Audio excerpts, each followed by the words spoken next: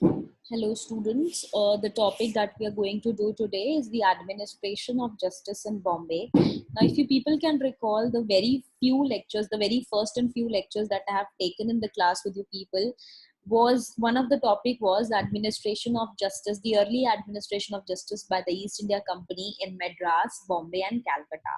So I've done Madras with you people. Bombay, I'll be covering today with you people, and if I talk about Calcutta, I'll be covering it in my next online or offline class, whatever I get. So this is one topic that I want to discuss with you people: administration of justice in Bombay. This is just a revisionary topic, and I'll be providing the PPTs notes to you people, so you can go through it. I've done this in the class even at a very elaborative sense. If you have not understood, if you have not attended my class, obviously you can do it now. So this is the topic that we have to do today, is the administration of justice in Bombay. Now I'll start with this topic. Now first of all, you should know that Bombay, it was under the control of the Portuguese from 1534 onwards. Now if you people know, I've told you this in the class also, that it was not the East India Company only that came to India to rule.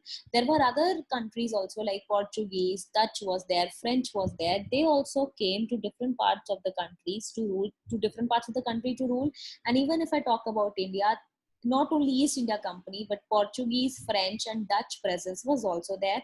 But obviously, they could not rule in the entire India. They were only concentrated to certain pockets. For example, Pondicherry was ruled by French. If I talk about Goa, Goa was ruled by Portuguese. So basically, they started concentrating themselves into small pockets. And initially, Bombay was also controlled by the Portuguese. So it was under the control of Portuguese from 1534 onwards. That means Portuguese started controlling Bombay from 1534 onwards, and Portuguese king gave it as a dowry to Charles II of England. So Charles II of England was the king at that time, and Portuguese king gave it as a dowry. Dowry why? When the Portuguese king was getting his sister married, like Portuguese king's sister married to Charles II of England. So basically, in this marriage, what happened? Dowry is not very much prevalent in India only. If I talk about other countries, it is there. So as a gift, you can say, or as a dowry, you can say, Portuguese king gave it to Charles II of England, and when he married the former sisters in 1661. So in 1661, Charles II of England married the Portuguese king's sister, and therefore Portuguese king gave Bombay as a dowry, or you can say as a gift to Charles II of England.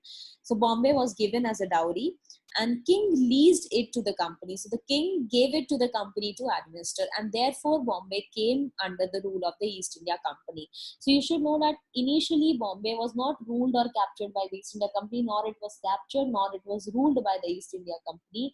Initially it was Portuguese who were ruling in Bombay. But what happened when Charles II of England married the Portuguese king's sister? Then Portuguese king gave Bombay as a dowry to Charles II of England, and Charles II, obviously, because it is in England, it is very difficult for him to administer Bombay, and therefore he leased it to the company. Lease as in, it will obviously be taking certain money from the company, and the company has to giving certain money to the company for it, and the company has to administer Bombay. So the judicial administration developed in three stages. So if I talk about the judicial administration of Bombay, it developed in three stages, and these stages are from 1668 to 1683, from 1684 to 1690, and from 1718 to 1720. So now there is one thing that I want you people to understand. We are doing the early advent of the East India Company, and when we are doing the early advent of the East India Company, then it is starting mainly from 1661 or 1668, because I have written specifically the year, and it is still 1726. Why till 1726? Because from 1726 Privy Council was established. If I talk about at this time, very near after some time, the Supreme Court at Calcutta is also established. So this is the time that you should know, that the 1660s is the time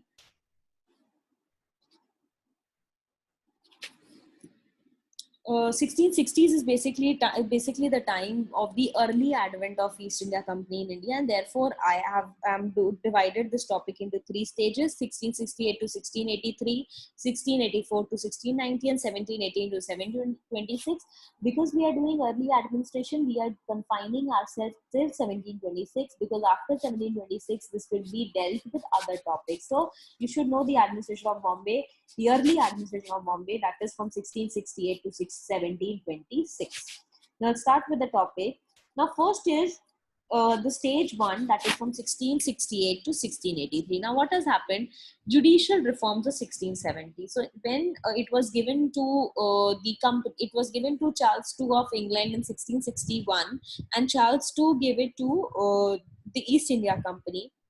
Then obviously, the East India Company initiated judicial reforms in 1670. Gerald Augnier. So Augnier reorganized the old judicial setup of Bombay, and all laws were classified into six sections, and they are these sections. Now what happened? Gerald Augnier was given the responsibility to revamp the judicial system of Bombay, and he reorganized the old judicial setup. So he reorganized the old judicial setup, and he divided all these laws, like whatever laws were there in Bombay, he classified these laws into six sections. And these six sections are: first is related to the freedom of worship and religious belief. So first law, or the first law section, will be dealing with all the laws related to freedom of religion, freedom of worship, etc. Second is impartial administration of justice. Impartial administration means there should not be any biasness. There should be complete impartiality while delivering justice. So any law which are related to impartial administration of justice were placed under second section. Third section was dealing with establishment of a court of judicature to decide all criminal cases, and for the appointment of justice of peace and order to arrest criminals. So what has been decided in the third section is to keep all the laws which are related to the establishment of a court of judicature. Court of judicature will be basically pronouncing judgments, delivering justice, to decide all criminal cases. So for only criminal cases, there will be a court of judicature. And for the appointment of justice of peace and order, so there will be a justice, a judge who will maintain peace and order. So for the appointment of justice of peace and order, and to arrest the criminals. So these were the laws that were placed under the third section. In the fourth section, registration of transaction concerning sale of land and houses. For example, it is related to all property, sale and purchase of houses or land, if they were recorded in the fourth section. In the fifth section, it contained miscellaneous provisions dealt with penalties for different crimes. So miscellaneous provisions, that means different kinds of provisions which are dealing with penalties for different crimes. For example, if there is a crime of murder, what will be the penalty that has to be given? That these related laws were there in section 5. And the sixth section dealt with military discipline and prevention of disorder and revolt. So if there is any kind of revolt from the military or anything related to military discipline, they were included in the sixth section. Now see, the sixth section that deals with military, I'll tell you the importance of military. People understand that the East India Company were basically stranger to this land, and they had their own they have maintained their own army. The Britishers were recruited in it initially, but also Indians started being recruited as sepoy rank in the army. So we see, if there is any form of indiscipline in the army, that needs to be catered, and therefore the laws relating to the same were also being made by Augnier. So Augnier divided all the laws which are there in Bombay, and in fact he introduced some new laws also, and he divided all the laws into six sections. These are the sections that I've just explained you. Now, Bombay was also divided into two divisions. Each division had a court of 5 judges. The custom officer of each division and Englishmen presided this court. Now, Bombay was divided into two divisions. So, Bombay was basically divided into two divisions, and these two divisions individually will have a court of 5 judges. So, in first division also there will be a court of 5 judges. In other division there will be a court of 5 judges, and the custom officer of this division. So, from the first division, out of these 5 divisions, there will be a custom officer. He will be presiding that court. And from the other division also, among these 5 judges, there will be another custom officer. He will also be presiding that division.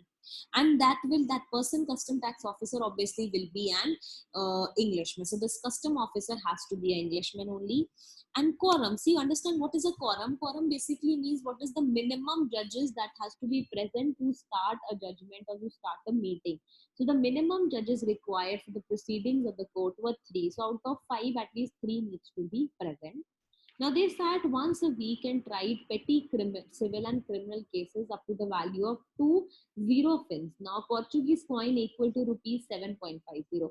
So very small amount. If I talk about today, it's a very small amount, but at that time, even 14-15 rupees was a big amount.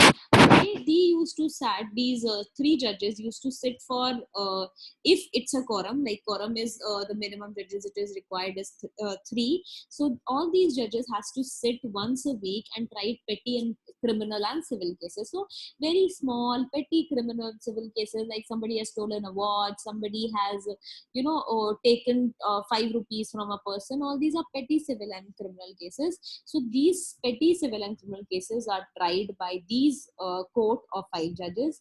And basically, if I talk about the civil cases, they will deal with all the cases which are up to the value of 20 fins. 20 fins at present, if I talk about, when I do it in the form of rupees, it will come 15 rupees. So it will deal with all the cases which is up to rupees 15. Now, what happened? A new judicial plan came in 1670. So this was the judicial reform of 1670, which can easily be understood as that Gerard Ongier, what he decided, he provided a revamp the old judicial setup of Bombay, and he divided the laws into 6 sections, and these are related to all these laws. And Bombay was divided into 2 divisions. Each division had a court of 5 judges, and a custom officer that has to provide, which is an Englishman, has to preside over this court. And this court used to meet every once a week, and they used to decide petty civil and criminal cases. And if I talk about civil cases, up to rupees 15 is decided by these court. Now, what happened in 1672? A new judicial plan came, which said that all cases were tried according to English law. So according to English law, punishments will be given, judgments will be given. So English law became the supreme law of the land at that time, because we did not have any other, our constitution, we did not have any Indian Penal Code or CRPC or any codes like that. English law came to dominate. From 1672 onwards, cases were heard, judgments were given according to the English law. Central Court of Judicature was established and presided by a single judge. So Central Court, which was said over here, the establishment of a Court of Judicature. Similarly, Central Court of Judicature, which will be there, was established and was presided by a single judge. Only single judge used to be presiding this Court of Judicature, and he used to sat once a week and tried all civil and petty civil and criminal and testimony cases. So this Central Court of Judicature was established, and there used to be a single judge who used to preside the Central Court of Judicature. This court used to sat once in every week and used to decide all the civil, criminal and testamentary. Testamentary is basically wasihat related issues. If I talk about testimony, if you people know, testimony is something, any written document which is there. So any written thing that has been contested or disputed were solved. And there was a justice of peace that was there. To justice of peace, who will be there, I'll tell you. So Bombay was divided into 4 divisions here. So if I talk about 1670, Bombay was divided into 2 divisions, but over here Bombay was divided into 4 divisions, each headed by an Englishman called justice of peace. So who's the justice of peace? The person will be heading these 4 divisions. So 4 divisions will have 4 justice of peace. So every division will have a justice of peace. The Justice of Peace, Bombay was divided into 4 divisions, each headed by an Englishman called Justice of Peace. He acted as committing magistrate, recorded the necessary proceedings, and sent the accused to the court of judicature for trial. Now, what he used to do, he used to he acted as committing magistrate. Committing as mean the present magistrate, and he recorded the necessary proceedings. He used to record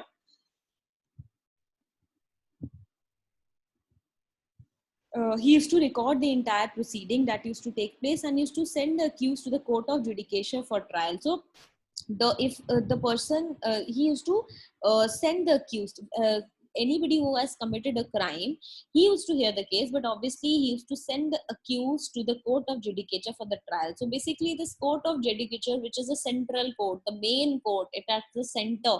For example, if I talk about the Supreme Court, it acts like a central court, the main court. So similarly, by the new judicial plan of 1672, a central court of judicature was established, in which there will be a single judge who will preside, and he will sat once a week to try all the civil, criminal, and testimonial cases. And apart from this, Bombay was divided into 4 divisions. Each division had a justice of peace, was ruled by justice of peace, and they will also hear all the civil and criminal, petty civil and criminal cases. And for the accused to be tried, he'll be sent to this court of central court of judicature. Now, the appellate authority was deputy governor and council. So basically, if an appeal has to be made from the court of judicature, it can be made to the deputy governor and council, not the main governor and the council, the deputy governor and the council. And there was a court of conscience that was established. It sat once a week. It decided petty cases similarly without charging fees from the litigants. So petty cases, very simple cases, there has been a dispute, there has been a fight. So these cases were sought out by the court of conscience. Conscience basically mind related. It is related to what is right and wrong inherently. For example, a person, suppose, has aborted a girl child, a woman has aborted a girl child. So obviously this court used to ask, what do you think according to you is correct, whether killing a girl child or not is correct for you. So it is basically based on conscience of a person and what a person think is right and wrong. And basically it used to do it without charging any fees from the litigants, because it is majorly based on a service kind of a thing for the people, where people can come easily and without charging any fees, litigants will get the justice. Now I come to the stage 2. Stage 2 does not, why I have not written anything over here, because the Admiralty Court was established, which was similar to that of Madras. So obviously, if I have not written anything over here, does not mean that you will also not write anything, because I have already explained you what was Admiralty Court, how it was established in Madras, when it was established in Madras, what were the functions of Admiralty Court. Therefore, you have to do it here also the same, because in the second stage from 1684 to 1690, Admiralty Court similarly on the similar lines like it was made in Madras initially, which is to deal with all the civil, criminal, and mercantile related issues, ships related issues. Here also the Admiralty Court used to deal with civil, criminal, and mercantile issues like ships related issues. So it is obviously the same. You can do it again over here. So in this stage, a new court known as Admiralty Court established to deal with all the civil, criminal, and mercantile related issues. The last stage is from 1718 to 1726. Now a court of judicature was established. There was a central court of judicature that I explained in the first stage, if you people remember over here, the central court of judicature. Similarly over here, a court of judicature is formed. It consisted of a chief justice and 9 judges. So there'll be a chief justice, and to assist him there'll be 9 judges, and the chief justice and 5 judges were to be English. So out of these 9 judges, 5 needs to be English, and in fact the chief justice also needs to be English. So there'll be, in this court of judicature, there'll be a chief justice and there'll be 9 other judges, and out of these 9 other judges, 5 needs to be Englishmen, including it, and chief justice also needs to be an Englishman. Others were can be of any other nation, so whether it is Portuguese, Dutch, Indians, French, it can be anybody, but these 5, out of these 9, 5 needs to be English. The quorum was 3 English judges. So if 3 English judges used to sit together, then meetings or the proceedings of the court used to proceed. And this court sat once a week and tried all civil, criminal, testimony cases as per law, equity, good conscience, and rules and ordinances of the company from time to time. So they used to sit once a week. They used to meet, this court of judicature used to meet once a week, and they used to try the cases, civil, criminal cases, testamentary cases, as per law, equity, and good conscience, according to the law also, according to the principle of equity or equality also, and according to the principle of good conscience. Good conscience means the person who is able to differentiate between what is right and what is wrong. So cases are tried according according to law, equity, and good conscience, and rules and ordinance of the company from time to time. So whatever has been the rule and ordinance of the company, the cases are tried according to them. An appeal was heard by the governor and the council. So appeal from here can go to the governor and the council. You people know governor and the council, the main person who's appointed by the East India Company to hear the cases, to administer Bombay. So he used to hear any appeal which used to come. Appeal from the court of judicature used to go to the governor and his council. He used to hear these appeals. So I hope you have understood this lecture. I'll in this is again, this can come as a question, a short question or a 10-mark question. So you should know what has been the early administration of Bombay. It can together come as a combined question in a 20-mark question, that what is the early advent of the Britishers and what were the early administration of Calcutta, Madras and Bombay. If it comes, obviously it becomes a big answer, but this question can also come, that what is the administration of justice in Bombay. So you should know stage wise. It was initially, Bombay was ruled by Portuguese. It was given as a gift or as a dowry to Charles II. Charles II leased it to the company. It was, the administration is divided into 3 parts. In the first part, there is judicial reform of 1670 by Gerard Ongier. He has divided the laws into 6 sections. All the 6 sections are mentioned. Bombay is divided into 2 divisions. Every division will have a court of 5 judges, and the custom officer used to preside it. Quorum will be 3 judges. They used to sit once in a week and will decide petty, civil and criminal cases. And the new judicial plan came in 1672, and all cases were tried according to the English law from here. A central court of judicature was established and a justice of peace was established. Bombay was divided into 4 divisions. Every division will have a justice of peace. And appeals from here used to go to deputy governor and council. A court of conscience was also established. In stage 2, I have told you an admiralty court was established, which is similar to the Madras Admiralty Court. And in stage 3, you should know a court of judicature is there, which consists of chief justice and 9 judges. And out of these 9 judges, 5 needs to be Indian, and the quorum will be 3 English judges. If it sits, then the meetings can proceed. And they used to try all the civil, criminal, testamentary cases according to law, equity, and good conscience. An appeal from court of judicature can go to the governor and council. So I hope you are clear with this topic. In case you have any doubts regarding this topic, you can mail me the same. My mail ID is swati.saxena@alc.edu.in. I hope you've understood the lecture. Thank you so much.